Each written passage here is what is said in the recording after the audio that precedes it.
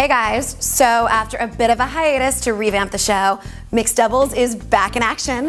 Yes, I'm all alone at the moment, but fear not because Matt will be back. You guys asked for shorter episodes and we listened, so now you have no excuse to move your butt from that chair and computer screen. Let's just jump into some US Open talk, shall we? Starting with the men's side of the draw. The US Open just passed and Croatia is en fuego right now. Marin Cilic became the first Croatian to win the US Open since his coach Goran Ivanisevic did back in 2001. Not only that, but Cilic seemingly came out of nowhere. Not a name that really gets tossed around too much. All of a sudden takes out Berdych, then Federer, to get into his first slam final. Then he goes on to take out another first comer in a slam final, Kei Nishikori, for the win. Nishikori, another player that was a bit of a surprise to see in the final. I don't think anybody saw this matchup coming.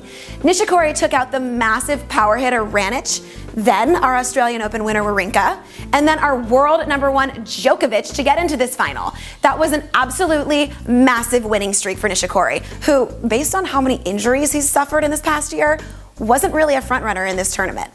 Despite his loss in the final, he still is the first Asian man to play in a major singles final. So although the loss may be a bit disappointing for him, this was still a huge tournament for the up-and-comer. Looks like the big four, as they call them, Djokovic, Nadal, Federer, and Murray, can actually be beat. Uh-oh, watch out guys, you've got some newbies coming for ya.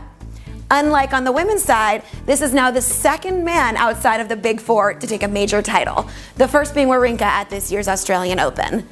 This is Darwinian, said a fan in the stadiums of this surprising final matchup.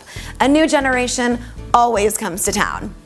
This new generation that's coming to town also left its mark on New York. Cilic celebrated his victory all over Manhattan, as he said, and also said that he left with one hell of a hangover. But I'm sure it was the most gratifying hangover anybody has ever suffered from. Keep it classy, Croatia.